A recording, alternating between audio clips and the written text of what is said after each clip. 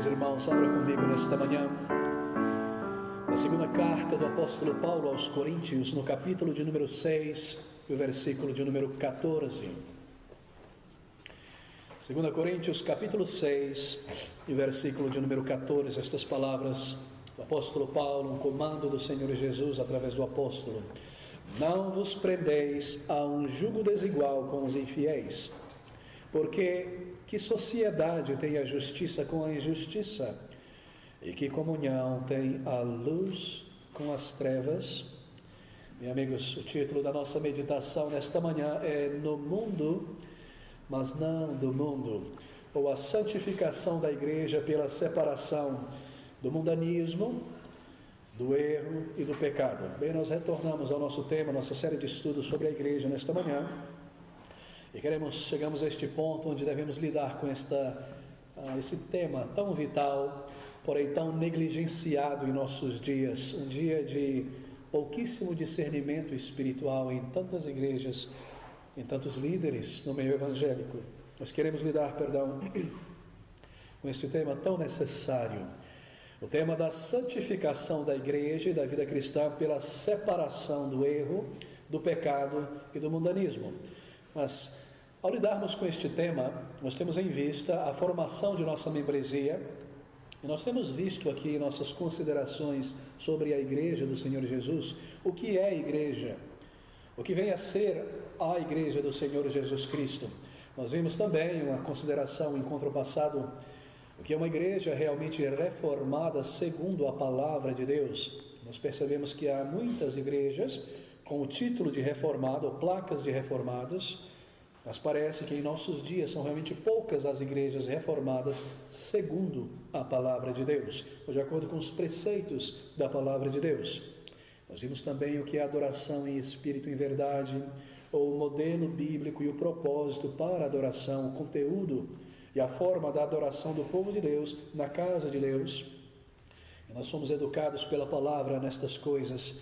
E é tão importante, não é? Termos em nossa mente, claro, o que seja a igreja do Senhor, o que é a igreja, e como esta reunião do povo de Deus em adoração, e o que é aquilo realmente que agrada ao Senhor e que deve nos agradar, e deve estar realmente conduzindo nossos encontros, o nosso serviço, nosso culto ao nosso Deus, vidas voltadas ao Senhor. E nesta manhã, a necessidade e as bênçãos de sermos uma igreja separada do mundo, de suas doutrinas e métodos, do falso ensino e daquilo que a palavra de Deus chama de mundanismo. Bem, esse é o ensino da palavra de Deus sobre a separação da igreja, do comprometimento, da transigência espiritual.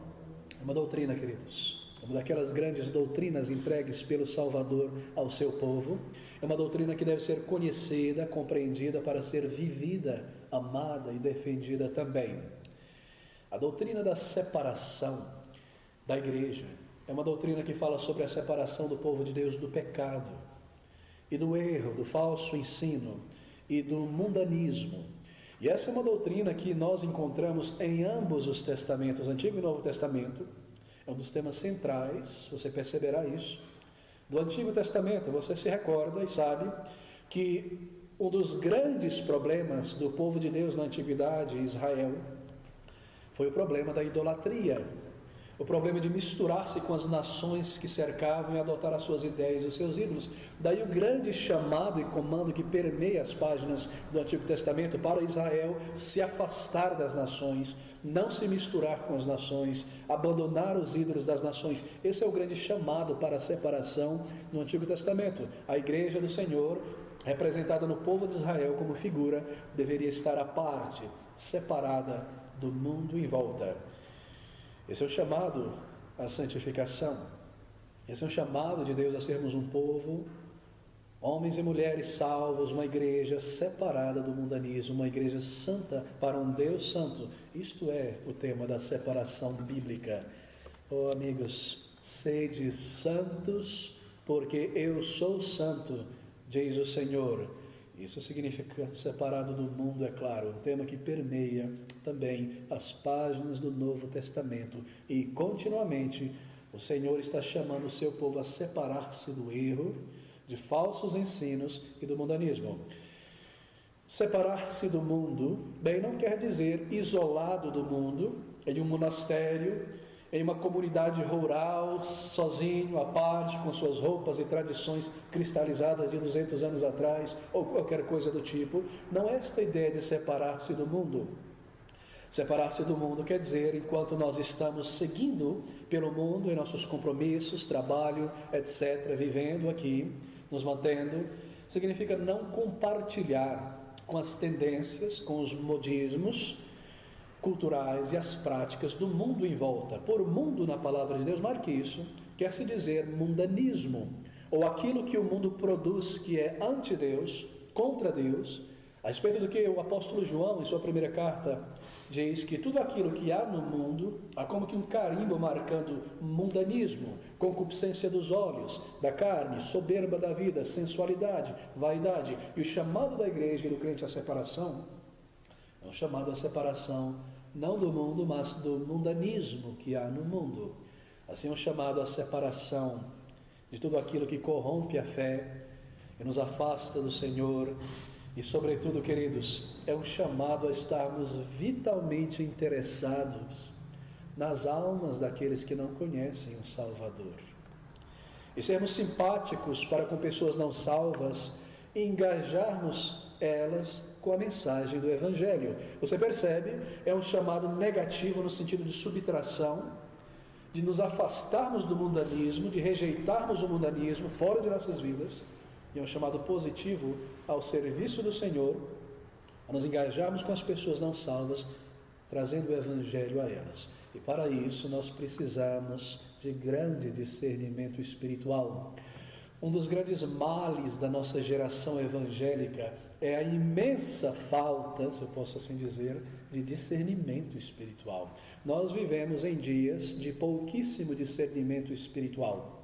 E você encontra líderes, deixa-me fazer um parênteses aqui, isso é importante, que se tornaram bem conhecidos no meio reformado ou evangélico, que parecem ter pouco discernimento espiritual. Alguém me mandou um vídeo a respeito de um grande líder no meio presbiteriano, que está ali por lado do centro-oeste, respondendo perguntas. E às vezes você ouve pessoas que escreveram boas coisas no passado, e que proclamaram o Evangelho no passado, mas que em determinado momento começaram a mudar as suas diretrizes, não sei porquê, talvez para não ofenderem aqueles que compram seus livros, ou qualquer coisa do tipo. Eles começaram a mudar o seu discurso, ou talvez por ignorância da palavra de Deus em certas coisas. E neste vídeo, esse certo pastor, honrável pastor, crente em Jesus Cristo realmente, muito famoso no Brasil, ele estava respondendo a pergunta de um crente sobre a liberdade cristã. Esse não foi o único vídeo que eu vi a respeito, ou o único líder. E a pergunta é: pode o crente ouvir música mundana ou beber álcool?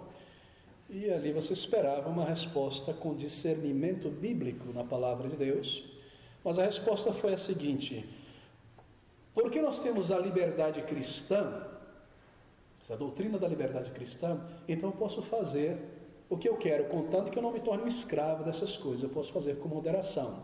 Eu posso ouvir música do mundo com moderação. Veja um exemplo, aqui está uma música que diz: quando olhei a terra ardente, tal fogueira de São João. Não há malícia nessa música, realmente. Não há nenhuma malícia. Não há problema. Então, ouvindo isso, você pode ouvir música do mundo. Mas o termo mundo, ou mundanismo, encompassa tudo aquilo que é contra Deus. E ao afirmar poder-se ouvir música do mundo, sem discriminar tipos de música, você diz a um jovem cristão, uma pessoa nova convertida, que ele pode ir em qualquer extremo dessa escala daquilo que é mundanismo. Você não percebe a falta de discernimento baseado numa ideia errada sobre liberdade cristã? Porque eu tenho liberdade cristã, eu posso sim beber socialmente, mas ninguém sai da sociedade para beber, você sempre bebe dentro da sociedade. E ele esqueceu de dizer também que é uma tradição do povo de Deus a abstenção. Você percebe a falta de discernimento, além de usar uma doutrina de uma maneira errada. Porque a doutrina da liberdade cristã não tem absolutamente nada a ver com fazer ou não fazer o que eu quero. A doutrina da liberdade cristã é uma doutrina que me ensina que eu sou livre do poder e do domínio do pecado. Que eu sou livre de ter que cumprir a lei perfeitamente para ser salvo, porque Cristo já a cumpriu. A doutrina da liberdade cristã quer dizer que eu tenho acesso livre ao trono da graça de Deus, sem um intermediador humano. Essa é a doutrina da liberdade cristã. Como alguém pode usar uma doutrina como essa agora, mudá-la e torcer e dizer eu tenho liberdade para fazer o que eu quero? Me lembro de um pastor me dar um exemplo sobre um intendente na igreja, que deveria se vestir de uma maneira formal e correta, e usar uma gravata e um terno. Ele disse assim: por causa da minha liberdade cristã, não quero usar gravata e nem terno. Mas o que isso tem qualquer coisa a ver com a doutrina da liberdade cristã? Eu sou livre do domínio do pecado, eu tenho acesso a Deus. Você percebe como a falta de discernimento entre muitos líderes, eu não sei de uma maneira maliciosa ou não, tomam certos ensinos para fomentar e levar pessoas de volta àquilo que elas tinham abandonado ao conhecerem o Salvador e voltarem ao mundo. Deixa eu fechar esse parêntese então. Bem, separação bíblica é um princípio de separação do erro, de falsos ensinos e separação do mundanismo, e nós desejamos, nesse pouco tempo que nós temos, lidar com estes princípios. Oh, amigos, isso é sobre a glória e a virtude de nos mantermos longe de falsas doutrinas e do pecado e assumirmos uma postura realmente tradicional e histórica a favor da verdade e da santificação em nossas igrejas. Bem, deixe-me começar com a seguinte pergunta: separação, mas separação de quem? Nós temos visto que há 2 níveis de separação da igreja do mundo, isso é muito importante manter em mente. Há uma separação que tem sido chamado na história do cristianismo de uma separação primária, e há um outro tipo de separação que tem sido nomeado ou classificado como separação secundária. São 2 níveis de separação que nós temos que encarar ao nos afastarmos do erro, do pecado e do mundanismo. A primeira separação primária, é a separação de não evangélicos, todos aqueles grupos não cristãos, ou aqueles grupos que se dizem cristãos, mas que não baseiam seus ensinos na palavra de Deus. Isso inclui seitas e seus ensinos, a Igreja Católica Romana, o Espiritismo, grupos asiáticos que se dizem estar dentro desse escopo cristão, mas que não baseiam seu ensino simplesmente e solidamente na palavra de Deus. Nós não podemos dar a mão a esses grupos para nos juntar em uma campanha evangelística ou convidá-los ao nosso púlpito para trazer a palavra de Deus. É esse o sentido de separação. Separação primária é esse primeiro nível de separação. É um afastamento de envolver-se como igreja, como crente, ou misturar-se com grupos religiosos, denominações ditas cristãs que são antagônicas à verdade da palavra de Deus, ou que não levantam a bandeira e defendem a fé. Porque não defender a fé, ou não proclamar as verdades da fé, é simplesmente ir contra ela. Porque se eu oculto, eu suprimo a verdade, o que eu estou fazendo? Eu estou impedindo as pessoas de conhecer o que a palavra de Deus diz. Afastar-se de falsos mestres e seus seguidores, e suas doutrinas, e não usar os seus métodos, não se unir em supostos cultos ecumênicos interdenominacionais. Essa é chamada separação primária. Em termos de ministério, em termos de comunhão espiritual, é sobre isso que nós estamos falando. Nós não podemos nos unir em propósito, como igreja, a grupos ou a denominações para fazer a obra do Senhor juntos. E nós vamos ver o porquê isso em alguns minutos. Mas há um outro tipo de separação que tem sido chamada de separação secundária. E essa é a separação já dentro do arraial do povo de Deus. Nós não estamos falando de católicos romanos, nem espíritas, ou pagãos em geral, ou grupos ou religiões que se dizem cristãs, mas que não se baseiam na palavra. Essa é a separação primária. Mas na separação secundária, nós já voltamos o nosso olho para dentro do arraial do povo de Deus, meio evangélico, assim por dizer. E mesmo dentro do arraial evangélico, nós temos um comando da palavra de Deus a nos separar do erro, do pecado e do mundanismo. Essa é a separação secundária. Separar-se de evangélicos mundanos, separar-se de líderes e associações evangélicas protestantes que estão envolvidos com não evangélicos. Você percebe a necessidade desse discernimento? Separar-se de evangélicos mundanos ou associações que promovem o erro, convenções, denominações em nossa associação para promover o evangelho. E também separar-se daqueles que, embora não fazem, estão em associação com aqueles que o fazem. Separação de líderes evangélicos e igrejas que promovem condutas e ideias mundanas ou pecaminosas. E a cobiça e a ganância aberta. Os promotores da teologia da prosperidade, nós não podemos dar as mãos espiritualmente com igrejas assim para fazer a obra de Cristo Jesus. Esse é o chamado a separar-se do erro e do pecado, a não estarmos juntos debaixo de um mesmo guarda-chuva, isto é, em termos de proclamar o Evangelho, em termos de projeto, em termos de união. Nós não podemos fazer isso. Há líderes envolvidos em condutas morais danosas, crimes flagrantes. Nós não podemos estar de mão dadas com pessoas e líderes assim. Há pecados cometidos em nossos dias por líderes e pastores e supostos bispos, etc., que estão incluídas naquela lista de Paulo em 1 Coríntios 5:9, que representam os pecados de uma pessoa não convertida. Como jamais, como uma igreja local, nós poderíamos estender a mão direita de comunhão para fazer a obra de Cristo com pessoas que andam com um testemunho como esse. Há também aqueles promotores da música mundana dentro da igreja, que promovem abertamente um estilo e linguagem musical altamente mundana e trazem para as suas igrejas e para os seus ministérios. Como jamais nós poderíamos estender a mão direita de associação com grupos assim? Esse é o chamado à separação secundária. Há aqueles que usam ou que são usados pelo maligno para trazer para dentro de suas igrejas aquilo que é intrinsecamente do mundo onde o maligno reina. Como nós poderíamos nos unir a denominações, grupos, associações ou mesmo a uma igreja local que traz práticas. Queridos, essa é a separação secundária. Separação primária de religiões não cristãs ou daqueles que se dizem cristãos, mas não baseiam a sua fé e vida na palavra de Deus. Não é um cristianismo bíblico, talvez baseado em tradições supostas de algum líder X ou Y, mas não um cristianismo bíblico. E separação secundária dentro do arraial do povo de Deus, daqueles que dão mau testemunho, promovem ideias estranhas ou influenciam igrejas a trazerem o mundo e seus métodos para dentro. Bem, separar-se de que maneira? Nós já vimos o que é separação. Separar-se de quem? Mas separar-se de que maneira? Essa é uma separação que não se refere a separar-se de pessoas no âmbito secular. Não é uma separação secular, como não trabalhar na mesma firma, não comer no restaurante do fulano, não ir na escola de Beltrano, não prestar serviços àquele crente ou àquele outro, etc. Não é uma separação no âmbito secular, é uma separação no âmbito espiritual. Em ter comunhão espiritual ou compartilhar as tendências e os métodos e os modismos culturais e práticas de pessoas que desonram a palavra de Deus, de igrejas e grupos, não copiá-los em nossa igreja, não endossá-los, não chamá-los ou estarmos na mesma plataforma ecumênica do que eles. Deve haver uma separação clara e visível, uma mostra que nós reprovamos o que eles estão fazendo.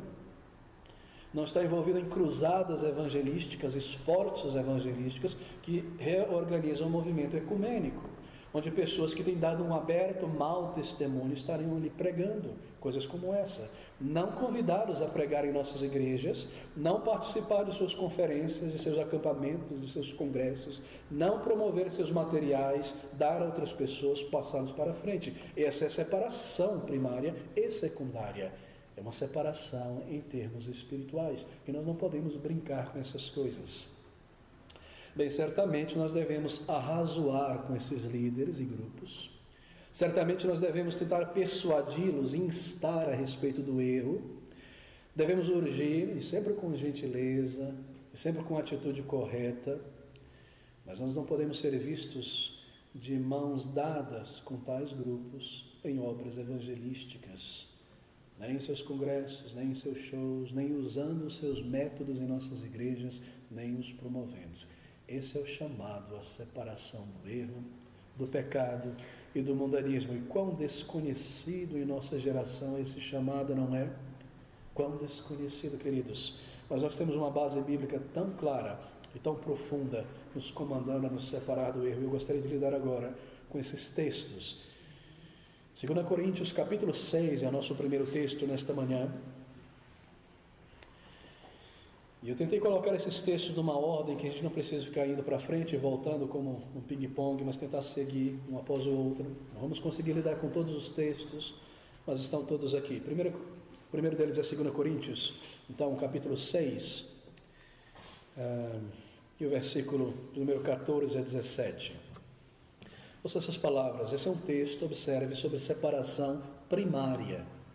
2 Coríntios 6, 14. Não vos prendais, diz o apóstolo, a um jugo desigual com os infiéis. Infiéis, pessoas realmente não salvas. Porque que sociedade tem a justiça com a injustiça? E que comunhão tem a luz com as trevas? E que concórdia há entre Cristo e Belial?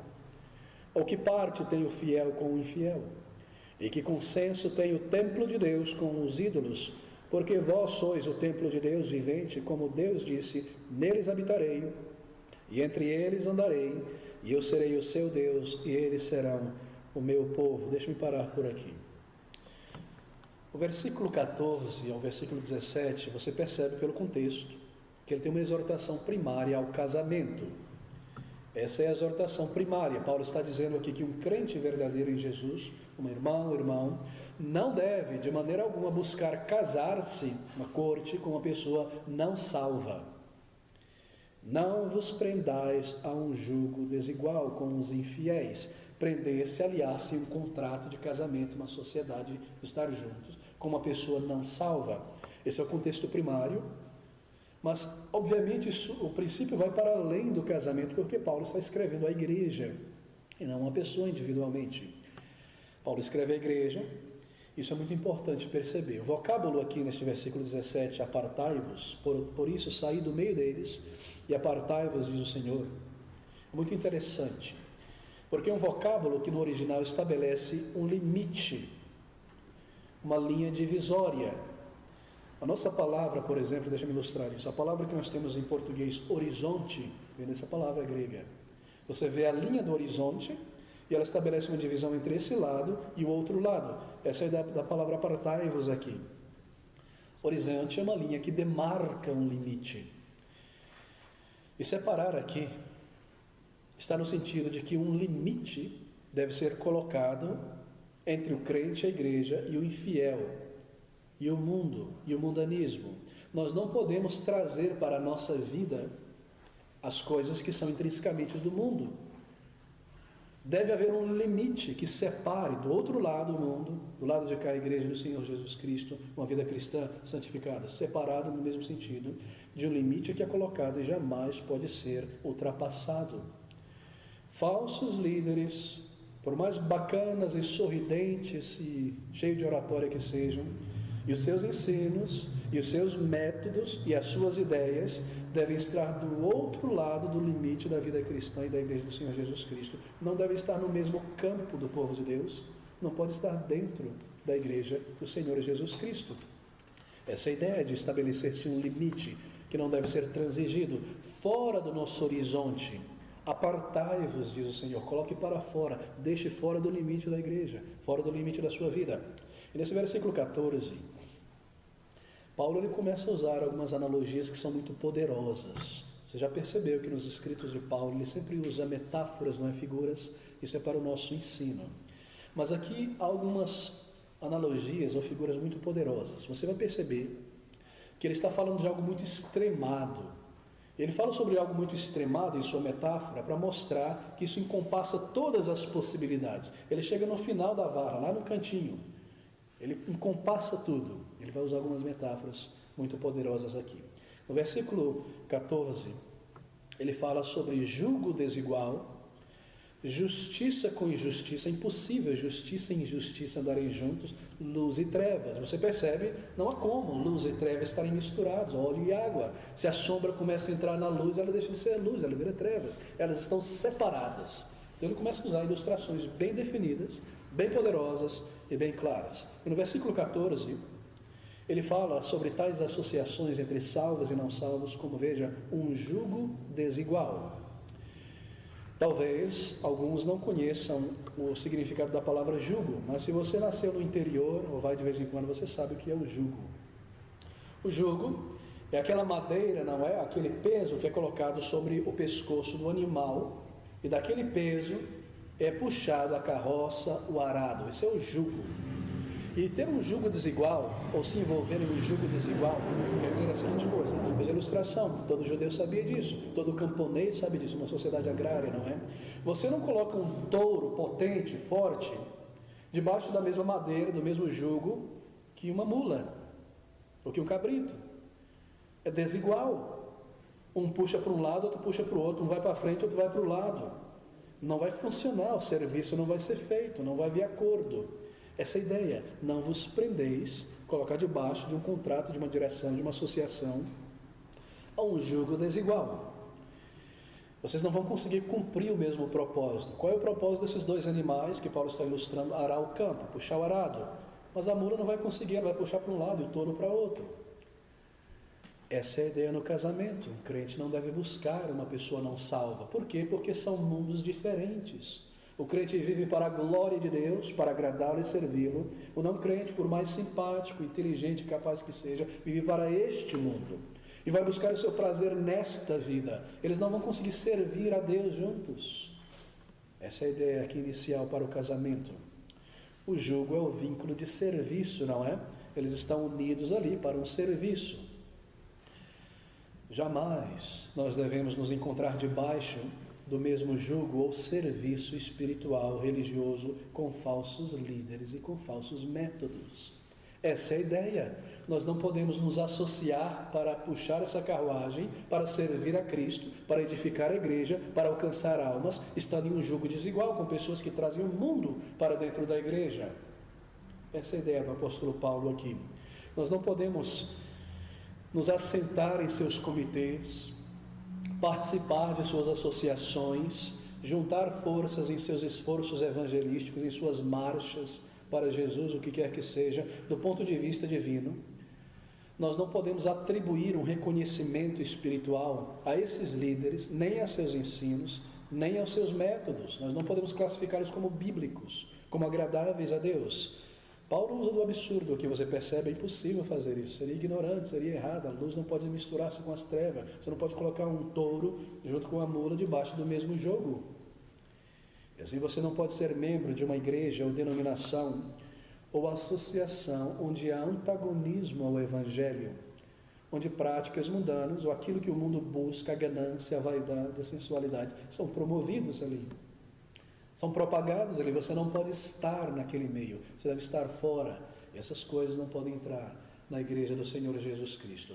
Bem, deixe-me tentar fazer uma pequena exceção aqui, porque nós precisamos, sem dúvida, sermos compassivos e demonstrar interesse por aquelas pessoas que estão no laço do erro. E fazer uma diferenciação entre aquelas pessoas que promovem o erro e aquelas pessoas que estão no laço do erro.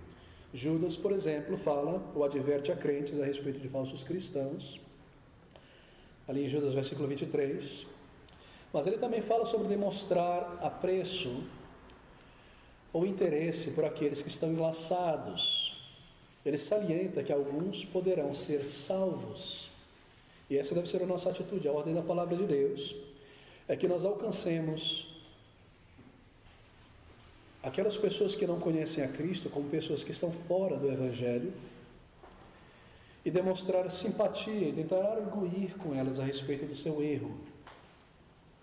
Mas perceba isso, porque nós temos um chamado à separação, nós nunca devemos dizer a elas, ao seu método, à sua convenção, à sua denominação, coisas, ou realizar gestos que pareça bajular ou que pareça dignificar ou reconhecer a sua falsa doutrina. Quando nós tentamos ajudar uma pessoa que está no erro, porque nós temos um chamado à santificação e a defender a verdade, nós não podemos indicar em nossas palavras, em nosso gesto, dizer coisas que parecem dignificar o erro. E essa é a falta de discernimento de muitos líderes. Eles se encontram no meio anticristão, eles dão a mão a pessoas que parecem não ser salvas, que promovem todo tipo de erro, porque na mente deles eles têm o intuito de ganhá-las. Mas sabe o que elas estão fazendo para toda a plateia que está observando seus vídeos? Eles estão dizendo que está tudo bem dar a mão ao erro. Nós não podemos dignificar a heresia ou estender a mão direita de comunhão àqueles que estão agindo dessa maneira. Em nossa conversa particular, ao nos encontrarmos num café com eles, nós temos que mostrar simpatia para aqueles que estão no laço e resistir àqueles que promovem o erro. Você percebe a diferença? Há aqueles que escrevem, que produzem material, que falam, que ensinam e que estão promovendo, aquilo que é contrário à palavra de Deus, e a esses nós devemos resistir. E há aqueles que, por ignorância da palavra de Deus, ou porque são dominados por sentimentos mais do que pela verdade da palavra de Deus, estão debaixo desse laço do erro. A essas pessoas nós devemos mostrar grande paciência e condescendência para auxiliá-los, mas nunca fazer ou agir de uma maneira que nós estivéssemos dignificando o erro ao que elas pertencem. Essa é uma atitude de maturidade e seriedade. Nosso desejo, acima de tudo, é manter a verdade em pé, enquanto nós demonstramos alguma simpatia realmente por aqueles que estão enlaçados, mas nunca transigir a verdade e nunca indicar que seus caminhos bíblicos ou corretos. É necessário grande discernimento espiritual para isso. Bem, amigos, a ordem da palavra de Deus é que nos mantenhamos firmes e nos mantenhamos separados em nossa atitude de tudo aquilo que demonstra o mundo ou o mundanismo na igreja e em nossas vidas. Um segundo texto é 2 Coríntios capítulo 6 e versículo de número 3. 2 Coríntios 6, ainda no capítulo 6, versículo 3 agora. Não dando nós escândalo em coisa alguma, para que o nosso ministério não seja censurado. Paulo fala sobre escândalos ou ofensas. Escândalos no original refere-se ao tropeço. O escândalo, você sabe, perceberá isso, é sempre uma pedra de tropeço. Um escândalo entre o povo de Deus se torna um tropeço para o mais fraco na fé. É por isso que o termo no original grego é tropeço, não colocando um tropeço por um mau testemunho no caminho de ninguém. Escândalos em comportamento ou conduta, avareza aberta, cobiça aberta, um estilo de vida luxurioso e ostentoso de propósito, ou mesmo pessoas com linguagem baixas e vis ao pregarem a palavra de Deus. Isso é um escândalo. Idolatrização de líderes evangélicos, intrigas e fofocas e partidos sendo promovidos, são escândalos, segundo a palavra de Deus. Ofensas em qualquer coisa em que o ministério do Evangelho seja manchado e as pessoas se afastem da palavra de Deus ou dos caminhos da verdade. Em outras palavras, nós não colocamos obstáculos por um mau testemunho no caminho de ninguém, de modo que ninguém caia por nossa causa. Não dando, diz o apóstolo Paulo, escândalo em coisa alguma, para que o nosso ministério não seja censurado. É muito importante pensarmos sobre isso. Ofensas várias. Nós não podemos permitir em nosso culto a Deus nada, em comportamento, em atitudes ou palavras, ou em nosso serviço ao Senhor, conforme nós pregamos o Evangelho, que desacredite ao mesmo tempo o Evangelho, ou que negue a Deus, ou que traga vexame à santidade de Deus. Esses são escândalos. E quantos escândalos há no meio evangélico em nossos dias, não é? E quando o caminho da verdade tem sido desprezado pelos incrédulos em toda parte, com brincadeiras e chacotas por meio de escândalos, nós devemos nos afastar desses grupos, denominações, pessoas e líderes que põem uma pedra de tropeço no caminho de outras pessoas. São escândalos morais. Líderes que se casam e se divorciam, e se casam e se divorciam, por motivos não bíblicos, imoralidade aberta, adultério, tantas coisas gritantes e chocantes que no mundo não salvo são praticadas por pessoas que se entregaram à impiedade e que são condenadas mesmo por pessoas não salvas. Esse extremo agora é encontrado dentro da igreja, E muitas vezes mantido ali por anos e anos, debaixo da desculpa do não toque nisso, não fale isso, o amor cobre tudo, o amor isso e o amor aquilo. O nosso chamado primeiro, queridos, é mantermos as nossas vidas em santificação para a glória de um Deus Santo e a sua igreja. E não nos misturarmos. É por isso que o Senhor trouxe a disciplina da igreja do Senhor Jesus. Mas esse é um outro tema para estudarmos. Escândalos em comportamentos pessoais como crentes, de uma vida na semana ou em casa que não coaduna com o nosso testemunho pessoal. Esses são escândalos ou tropeços colocados diante dos olhos do mundo para que detestem o Evangelho. Veja Romanos capítulo 16, versículo de número 17. E rogo-vos, irmãos, que noteis, no original é marque, tome nota. E rogo-vos, irmãos, que noteis os que promovem dissensões e escândalos contra a doutrina que aprendestes. Desviai-vos deles. Poderia ser mais claro, queridos? Veja o versículo 18. Porque os tais não servem ao nosso Senhor Jesus, mas ao seu ventre, seu desejo, seu interesse, e com suaves palavras e lisonjas enganam os corações dos simples.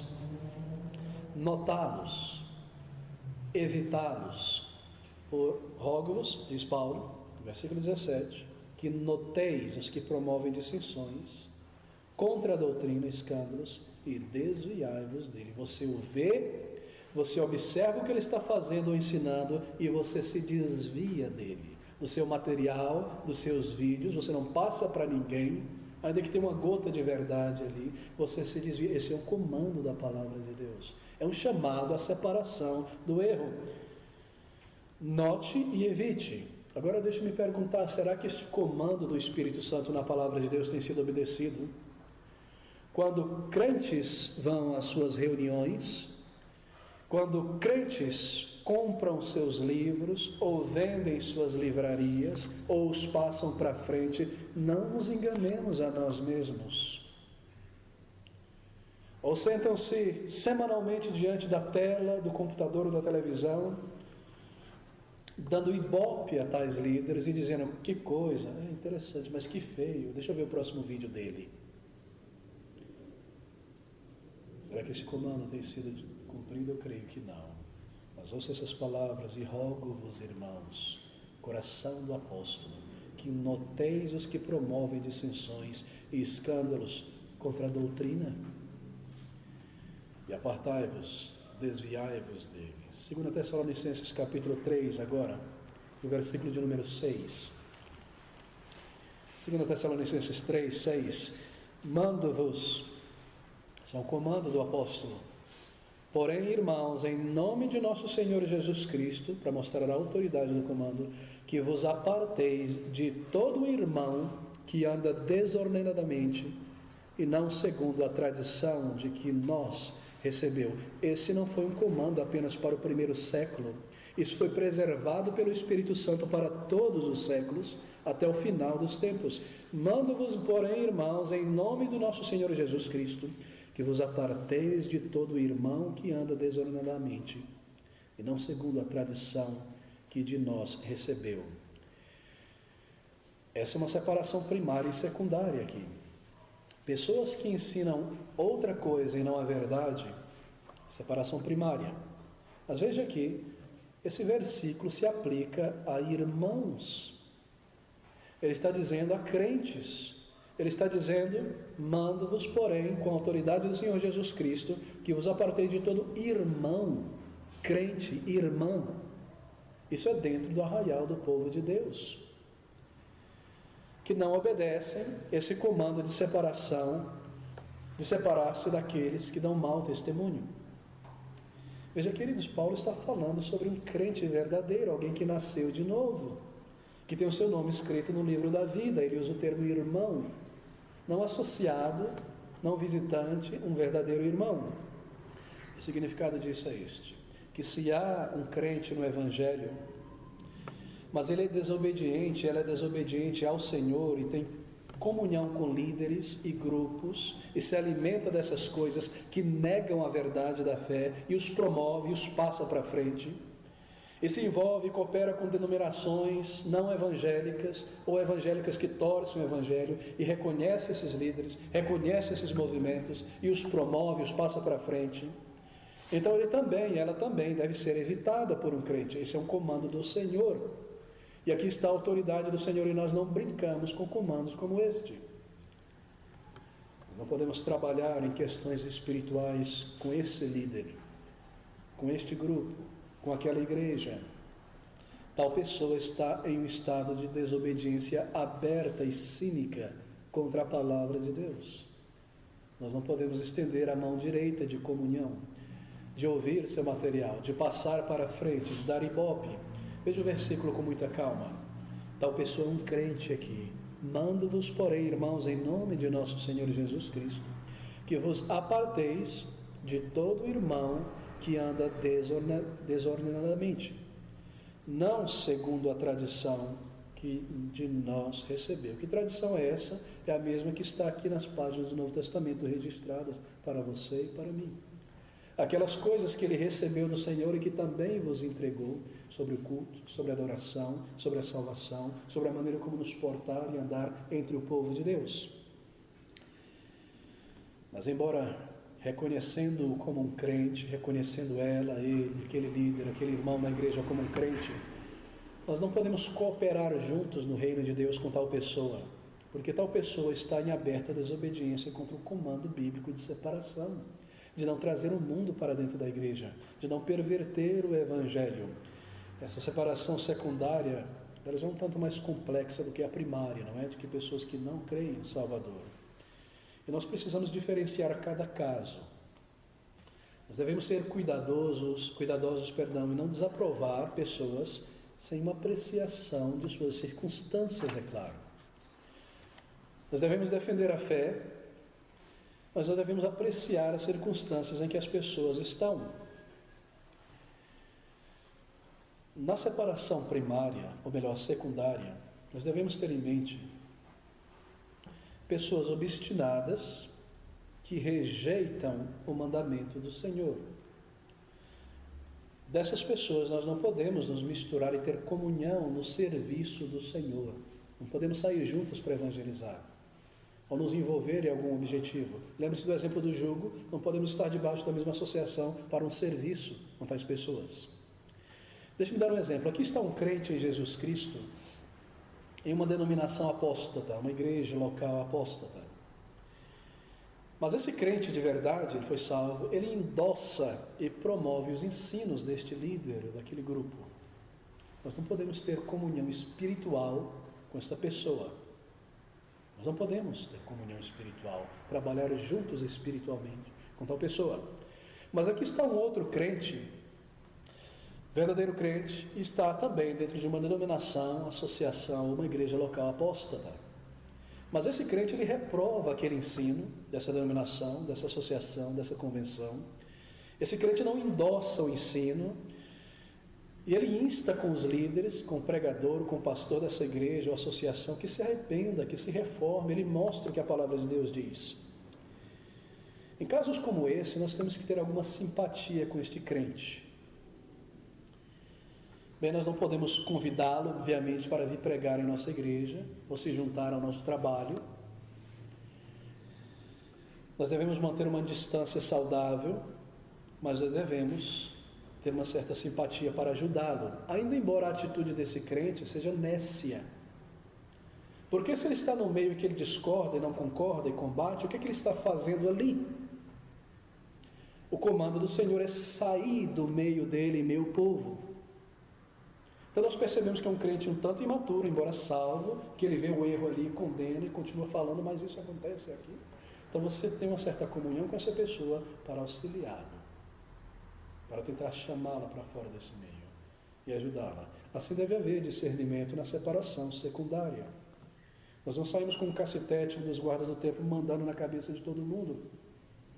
Se a pessoa entra por aqui crendo em línguas estranhas, nós não saímos lançando a pessoa fora. Nós esperamos que ela se sente e ouça a palavra e creia. Ela por si mesma irá sair no momento que ela for confrontada com a verdade e se manter no erro. Mas o filtro da verdade será continuamente pregado. para trazer pessoas para dentro e manter no limite do lado de fora aqueles que são insinceros na fé e que rejeitam a palavra de Deus. Queridos, verdade, enquanto nós mantemos a simpatia para ajudar as pessoas, nós nos mantemos firmes para não coadunar ou dizer ou fazer nada que exalte e promova o erro da pessoa. É um chamado à maturidade e à seriedade cristã. É um grande chamado. Há graus de ofensas, e nesse caso nós queremos ser justos com cada pessoa individualmente em nossa atitude. 1 Timóteo 6,3. Nós precisamos correr para o final, mas esse é um outro texto tremendo. 1 Timóteo capítulo 6, versículo 3. Paulo diz: se alguém ensina alguma outra doutrina e se não conforma com as sãs palavras de nosso Senhor Jesus Cristo e com a doutrina que é segundo a piedade, é soberbo e nada sabe, delira acerca de questões e contendas de palavras das quais nascem invejas, contendas, blasfêmias, etc. Há um comando aqui de separação. Você percebe como nós estamos construindo a doutrina que já existe aqui, separando os textos que mostram que essa é uma doutrina na palavra de Deus. É um comando real, não é opcional, mas é o desejo e o comando do nosso Salvador, a separação do erro. Refere-se à separação primária e secundária nesse texto. Cuidando, ele diz, que ganho seja piedade. Ele haverá de dizer no próximo versículo. No versículo 5, apartai-vos de tais.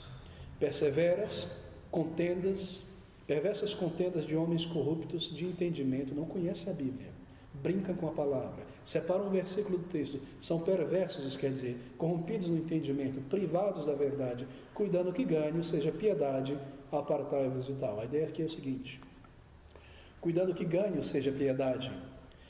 Eles cuidam ou entendem que riqueza, que saúde física, que se dar bem na vida é um sinal da bênção de Deus. É isso que ele está dizendo aqui. Eles cuidam que prosperidade física, material, é um sinal de que Deus está abençoado. Outro dia nós ouvimos um grande líder que construiu um templo aí de Herodes, aqui no Brás, porque é uma cópia do templo de Herodes e não de Salomão, ninguém tem a cópia do templo de Salomão. Ele disse assim: por que Deus permite toda essa maravilha aqui, apontando para o templo? É porque Ele está conosco, irmãos, cuidando, diz o apóstolo, que ganho e prosperidade seja sinal da bênção de Deus.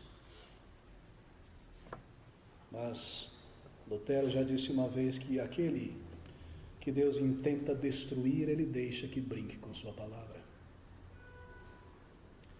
Será que nós conhecemos o Deus a que nós servimos? Será que nós reconhecemos que o maligno também é quem opera através do erro e da falsidade? Sede santos, porque eu sou santo, diz o Senhor. Que pregar por sucesso material e físico seja verdadeira piedade. Há um comando para separar-se de tais pessoas e não se associar com tais pessoas. Deixe-me dar outro exemplo. Há certos líderes que se colocam bem no meio, bem em cima do muro. Eles são muito malabaristas nas suas palavras, no seu escrito. Eles não pulam para um lado, eles não pulam para o outro, porque eles não querem agradar a ninguém, porque eles querem manter o seu nome, seus livros, etc, etc. E você observa eles pregando às vezes, e você vê, mas ele não ofende a ninguém. Tem alguma coisa errada, ninguém está ofendido com essa mensagem, nem quem é a favor, nem quem é contra. Todo mundo está tranquilo. Como as crianças diziam, não é? Não cheira, etc. Você percebe a malignidade de tal atitude? Quando eu não declaro com clareza a palavra de Deus, eu corrompo a verdade, eu transijo a verdade, e eu estou dizendo, embora em silêncio, que está muito bem tudo isso. Dos tais, separai-vos, não compre seus livros, não ouça suas mensagens, não envie um amigo. Isso é apartar-se do erro. Será que eles estão com medo da perseguição que virá? Esse é o comando da palavra de Deus. Seus ensinos e práticas são desagradáveis aos olhos do Senhor. Porque se você, diz o Senhor Jesus Cristo, não ajunta com Ele e não constrói com Ele, o que você está fazendo é separar, é dividir a verdade. Não há como permanecermos em dois campos ao mesmo tempo. Os grandes inimigos do povo de Israel, alguém disse uma vez, usando um termo em inglês, na verdade, que é difícil traduzir, não eram os filisteus, os cananeus, os heteus e os heveus, e usando o termo em inglês, perdoe-me isso, a finalização, o sufixo é sempre it, não é? Ele disse, os in-betweenites, aqueles que não estão nem lá nem cá, os meio termos, não os heveus, não os heteus, mas aqueles que não se decideus, se eu posso traduzir dessa maneira. Esses são os grandes inimigos. Eles não parecem levantar a bandeira da verdade, eles não parecem combater o erro. Então eles pegam uma questão que não está afetando a igreja hoje de uma maneira clara e direta, eles começam a lutar grandemente, valorosamente contra essa questão. Mas Lutero já dizia também que se ele lutasse com todas as bandeiras que se levantaram contra a igreja do passado, e não lutar contra aquela que está atacando a igreja hoje, ele não fez bem algum para a igreja. E às vezes você ouve conferências sobre o Espírito Santo, que tem uma tremenda, onde nada é falado sobre os erros do pentecostalismo, ou sobre a teologia da prosperidade. Em que situação nós nos encontramos, queridos? Que dias maus nós vivemos. Tito capítulo 3, versículo 10, e nós corremos para o final. Ao homem herege, depois de uma e outra admoestação, evita-o. O termo grego é mais forte, é rejeita-o, sabendo que esse tal está pervertido e peca, estando já em si mesmo condenado. Está em vista a separação primária e secundária neste versículo. Herege vem de uma palavra grega, cujo significado é literalmente faccioso. Ao homem herege, ao homem faccioso. Sabe o que é uma pessoa facciosa? É alguém que escolhe uma opinião contrária ao ensino prevalente, à doutrina prevalente da palavra de Deus, amada e vivida pelo povo de Deus ao longo da história. Isso é um faccioso. É alguém que escolhe para si mesmo a sua posição doutrinária, aquilo que ele crê. A palavra de Deus não é a autoridade desse indivíduo, dessa pessoa. É uma pessoa facciosa. Essa pessoa, esse homem, essa mulher constrói a sua fé, a sua crença, como alguém que escolhe uma salada no restaurante. Eu prefiro esse verdinho aqui, isso aqui eu não gosto. Eu escolho isso aqui na minha vida cristã. Essa doutrina do dia do Senhor não me agrada. Essa outra doutrina não me agrada. Eu faço o que eu quero com a minha vida cristã. Essa é uma pessoa facciosa. Naquilo que mais lhe atrai, naquilo que é mais plausível, mais confortável. A palavra de Deus não é a sua autoridade, não é obediente, não se submete ao comando da palavra de Deus, à autoridade da Escritura. Diz crer na palavra de Deus, mas escolhe aquilo que crê. Essa é uma pessoa facciosa. É um liberal, em outras palavras. Essa é a essência do liberalismo. Você não pode operar, coadunar espiritualmente com pessoas facciosas. Há tantos exemplos na palavra de Deus. Eu devo me resumir aqui. Você pode ler em casa 1 João 4:1, os textos que dão base a essa doutrina. 2 João 6-11. Também 1 Coríntios 5, de 9 a 13. Também Gálatas, capítulo 1, versículo 8. E também Efésios, capítulo 5, versículo 11. São todos esses textos que mostram a necessidade e o comando da separação primária e secundária. Separação do erro, de falsos ensinos e do mundanismo. Deixe-me agora concluir falando sobre a separação do pecado e as bases para a separação do mundo. Lá em João capítulo 15, versículo 19. Eu não voltarei pelo tempo, mas você pode ler ali. Nós temos o ensino do Senhor Jesus Cristo sobre esse tema. E o ensino do Senhor Jesus Cristo é que há sempre uma barreira entre o crente e o mundo. Essa linha divisória deve estar ali visível. Aquilo que é mundano e aquilo que pertence ao povo de Deus. Mas em nossa geração essa linha é tão porosa que você quase não vê isso nas igrejas. Tem sido apagada dentro das igrejas de Cristo. Mas há uma barreira. E nós não podemos compartilhar daqueles aspectos pecaminosos da cultura em volta ou trazê-los para dentro da igreja. Romanos capítulo 12 também, versículo de 1 a 2. Você vê ali que é um grande golfo de separação entre a igreja e o mundo. Mas é inacreditável que nós vemos igrejas evangélicas supostamente reformadas em nossos dias, emprestando da cultura do mundo e dos meios e do método decadente do mundo e trazendo para dentro da igreja, supostamente para alcançar mais pessoas. Música de estilo mundano, coreografia, evangelismo show, artistas, fantoches, crentes se alimentando do estilo do mundo de viver, supostamente imaginando que podem influenciar o mundo sendo mundano. Romanos 16, 17, ele fala sobre escândalos, não é? Armadilhas, tropeços. E hoje isso inclui pessoas que trazem para dentro da igreja o mundanismo. São armadilhas e tropeços tais pessoas. Elas colocam um tropeço na frente de um crente, trazem o rock, o pop, todo tipo de linguagem musical, de modo que jovens novos convertidos já não mais conhecem a distinção entre o que é apropriado para o culto dirigido a um Deus Santo e aquilo que não é apropriado. Que crueldade um novo crente, não é? Uma pessoa que virou as suas costas para toda aquela linguagem decadente do mundo e vem para a igreja com um instinto para a santificação dado pelo Espírito, na conversão, e que ele encontra lá dentro tudo aquilo que ele lançou fora para a sua vida. Que crueldade sobre os novos crentes. Eles estão confusos, porque eles vêm sendo aprovados em suas igrejas aquilo que eles abandonaram, aquilo que eles deixaram para trás, no estilo de vida, de música e de entretenimento, que eles se divorciaram ao entregarem as suas vidas ao Salvador. São tropeços tais líderes e tais igrejas no meio do povo de Deus. Daí a vital e urgente necessidade de separação. Deixe-me responder apenas alguns poucos argumentos, eu peço a sua paciência, que tem sido utilizado para combater a separação do erro. Muitos crentes em nossos dias, crentes sinceros realmente, têm sido persuadidos por líderes evangélicos a rejeitarem o comando à separação primária, mas sobretudo a separação secundária de evangélicos e líderes que promovem o erro devido a certos argumentos que são apresentados por aí. É interessante observar a astúcia de alguns líderes e a falta de discernimento de muitos crentes.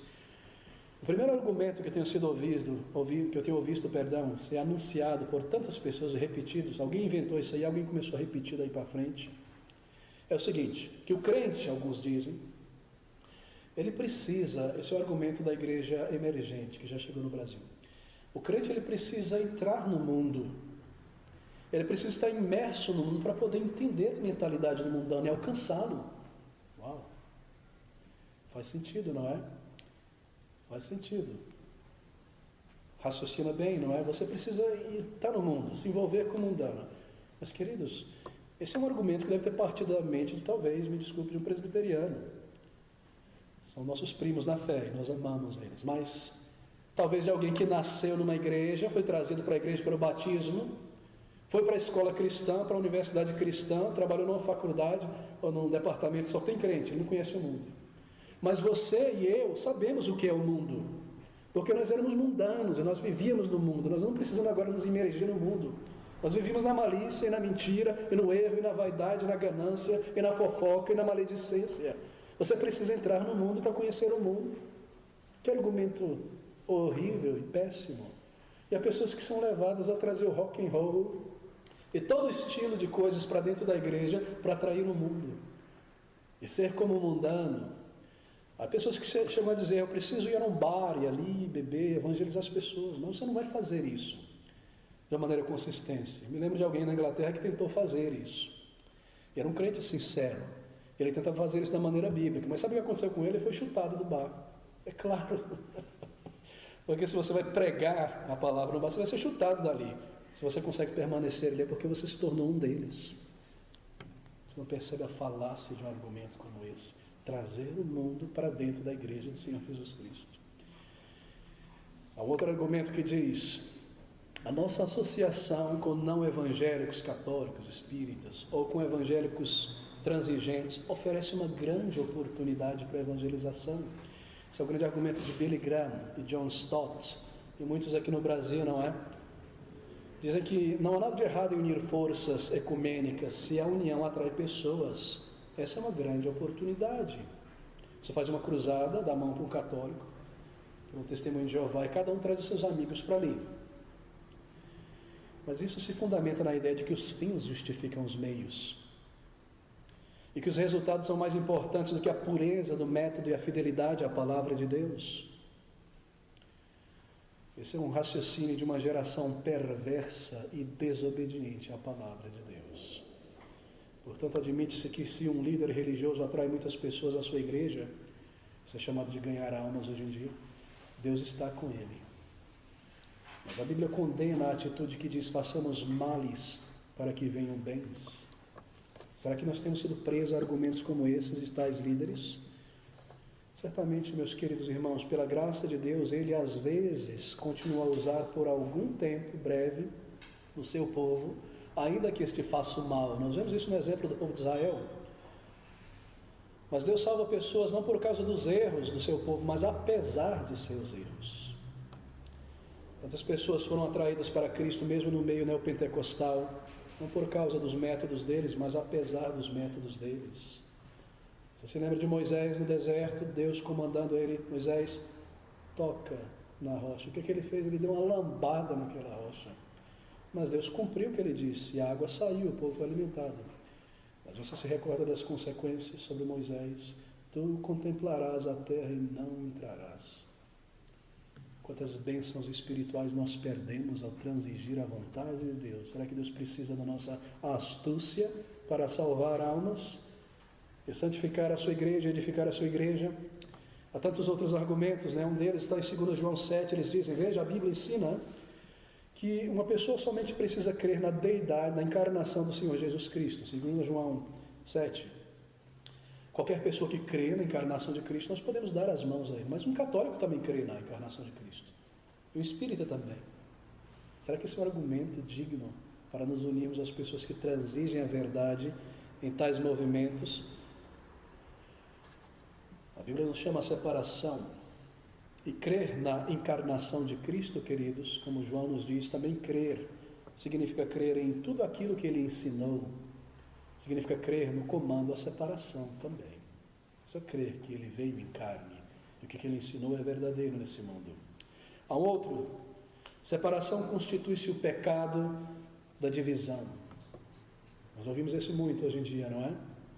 Vocês que querem se separar do erro, separar-se de outros grupos errados, eles dizem, porque o pecado da divisão, isso é condenado lá em 1 Coríntios 1,10, onde Paulo ordena: não haja entre vós divisões. Verdade? Mas nós temos que perguntar a esses promotores de tais argumentos: será que Paulo, o apóstolo, ele se mostrou unido com os judaizantes? Não é verdade? Ou com outro líder incrédulo? Certamente que não. Não é sobre isso que ele está falando aqui. Divisão nesse texto se refere a toda forma de cisão injustificável dentro da igreja local. Aqueles que promovem cisões injustificáveis, tais como aquelas divisões que são causadas por crentes por contas de discórdias insignificantes, porque fulano falou isso e eu entendi aquilo, ou por causa de um temperamento carnal, um espírito de não perdoar, de orgulho, de ciúmes, de falta de verdadeiro amor e respeito. Refere-se a divisões dentro de uma igreja local, cisões que são causadas por atitudes duras e resistentes dessa maneira. Mas separar-se e afastar-se do erro e do pecado não é pecado de divisão. É a virtude da obediência, e é algo vital para a proteção da igreja e de um crente. Deixa eu trazer mais um penúltimo argumento.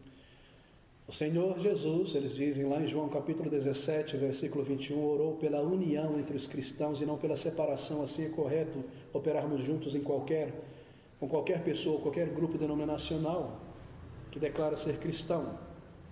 Jesus Cristo rogou ao Pai que todos fossem um.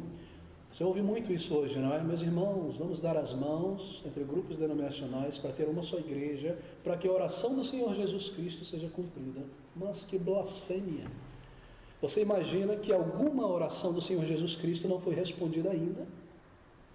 De Deus, Jesus Cristo, a segunda pessoa da Santa Trindade, que Ele tinha orado e a sua oração não fora respondida pelo Pai. E que a sua oração, para ser respondida, depende de uma ação de seres humanos em se juntarem. E se eles não fizerem isso, Cristo vai ficar lá de braços cruzados esperando sua oração ser respondida. De onde sai um raciocínio como esse, senão das profundezas do inferno? E é espalhado por pessoas com sorrisos belos em toda parte. A oração de Cristo já foi respondida, como todas as suas orações. E quando o Espírito Santo veio a este mundo, nós nos tornamos um em Cristo. Você encontra um chinês do outro lado da China e você vê que ele é uma pessoa salva e você tem comunhão com ele, uma cultura tão diversa. Nos tornamos um em Cristo, pelo Espírito. E não debaixo de um mesmo guarda-chuva denominacional, ou ideias como essas. Um argumento outro contra a separação é que o Senhor Jesus nos ensinou em Mateus 7 que nós não devemos julgar os outros. E esse é um argumento usado de tal maneira que realmente é saturado em toda parte. Não julgueis, diz o Senhor. Assim nós não podemos nos separar dos outros cristãos professos, porque os separatistas independentes possuem um espírito de encontrar erro e condenar os outros. Mas o Salvador disse: não julgueis para que não sejais julgados. Esse é o mais popular de todos, eu creio. Parece que eles não conhecem os textos da palavra de Deus que nos ensinam a exercitar discernimento espiritual. Somente esse texto, essa frase. Em 1 João 4:1, o Senhor Jesus nos diz pelo Espírito: amados, não deis crédito a qualquer espírito, antes provai os espíritos se procedem de Deus, porque muitos falsos profetas saíram pelo mundo afora.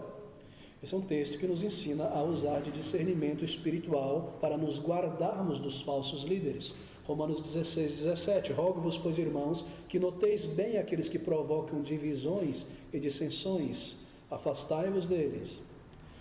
Esse texto de Mateus 7, onde o Senhor Jesus Cristo diz: não julgueis para que não sejam julgados, ele está falando contra a atitude hipócrita de ficar procurando falha e falta nos outros. É sobre isso que ele está falando aqui. Ele fala sobre um julgamento condenatório. Ele fala sobre um tipo de julgamento, quer dizer, essa pessoa está condenada. É assentar-se no julgamento para determinar o destino eterno de uma pessoa. É esse o julgamento condenado. Ele não estava ensinando contra o dever do discernimento espiritual, porque se você observar o versículo 15 e 16 do mesmo capítulo 7, onde ele diz: não julgueis, você encontra essas palavras surpreendentes. Ele fala sobre não jogar as suas pérolas aos porcos. Ele fala sobre falsos líderes e profetas vestidos de ovelha. Como é que nós vamos reconhecer tais falsos líderes hoje, que têm uma aparência de ovelha, se nós não usarmos de discernimento ou julgamento? E discriminar entre o que é falso e errado, julgar exatamente isso, colocar diante de você e julgar se uma coisa é certa, de acordo com a verdade, ou errada, de acordo com a verdade. Isso é julgar. Nós somos ensinados a julgar, sim, irmãos. O que quer dizer a discriminar entre a verdade e a falsidade. No mesmo capítulo 7, essas palavras são surpreendentes. Parece que a Bíblia de alguns não possui em todos os capítulos e versículos. Ele diz assim: não julgueis segundo a aparência, mas julgueis segundo a reta justiça. Então nós somos comandados a julgar. E que tipo de julgamento ele está falando? Sobre discernimento, discriminar, separar entre o falso e o errado. Não cabe a mim me assentar no trono de Deus e dizer: essa pessoa está condenada ao inferno, se eu lido com crente em Jesus Cristo. Mas cabe a mim dizer, tendo a palavra de Deus em minha mão, em minha mente e meu coração: esse é um grande erro promovido por esse crente. Eu não posso me juntar com essas coisas. A igreja do Senhor não pode estar aberta a essas coisas. Como é que eu vou discernir se uma pessoa espiritualmente não deve receber tais pérolas sem discernimento? Esse é um chamado ao discernimento e ao julgamento segundo a justa justiça revelada na palavra de Deus. Julgueis segundo a justa verdade, justiça, reta justiça. E há vários outros argumentos menores e o nosso tempo não nos permite, mas se nós não discriminarmos e julgarmos entre o certo e o errado, o mundo nos engolirá por inteiro. Satanás é um mestre no disfarce, no engano, não é? Eu mencionei há algum tempo atrás que ele tenta mudar as coisas Primeiro mudando o vocabulário e a maneira das pessoas pensarem. Então ele escreve certas frases de impacto e começa a repetir essas frases por aí como um certo partido vermelho do nosso país. Espalhe, repete tantas vezes, até porque as pessoas creem na mentira porque é tantas vezes repetido. Ele cria as frases como essa que eu acabei de mencionar. Não julgueis, simplesmente não julgueis. Ele corta fora a outra parte do versículo. E as pessoas saem por aí, olha, caiu um adultério, não julgue, não julgue. Eu errei, não julgue, não julgue.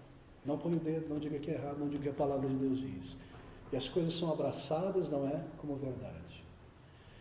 E as pessoas sob o som do amor, amar, acima da doutrina. A doutrina separa, amor reúne. Já ouviu essa frase? Ele espalha isso por aí. E as pessoas abrem os seus braços a todo tipo de coisa nociva às suas almas sob o pretexto de amor. Mas um amor que não está unido à verdade é um vício e não amor.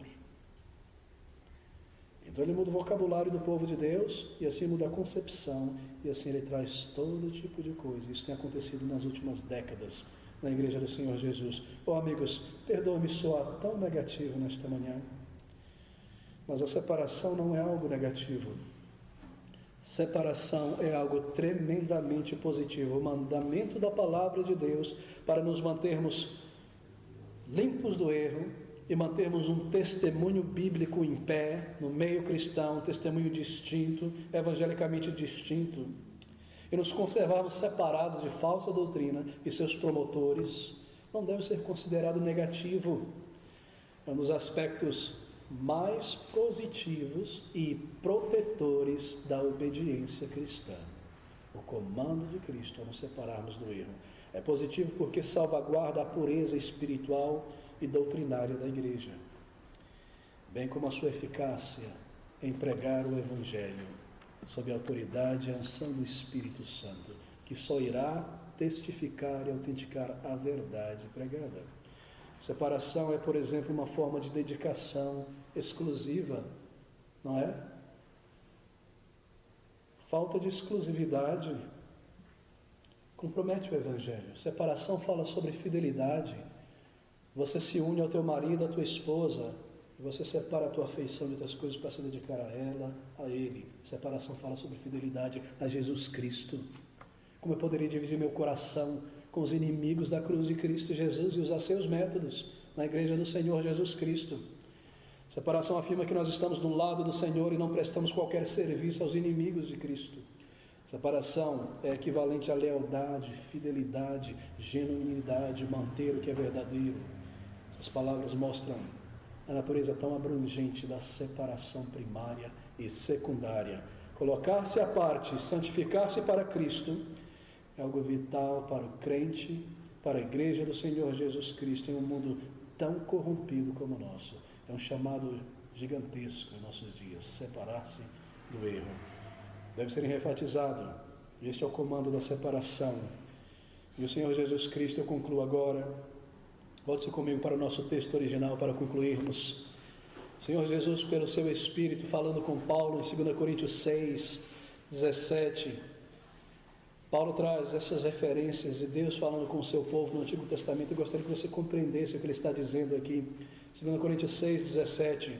Por isso, saí do meio deles e apartai-vos, diz o Senhor, lá em Levíticos 26, 12, e não toqueis nada imundo, Isaías 52, 11, e eu vos receberei, e eu serei para vós pai, e vós sereis para mim filhos e filhas, diz o Senhor Todo-Poderoso. Sabe o que o Senhor está dizendo aqui no Novo Testamento, com essas palavras dirigidas ao seu povo particular no Antigo Testamento, direcionando à igreja, porque Israel representa a igreja? Está dizendo a seus filhos e filhas que estão envolvidos com métodos e práticas e ideias mundanas, o seguinte: eu desejo recebê-los para serem exclusivamente meus. Eu desejo amá-los e demonstrar o meu poder em suas vidas, mas as suas alianças me causam tristeza e pesar. É isso que ele está dizendo aqui.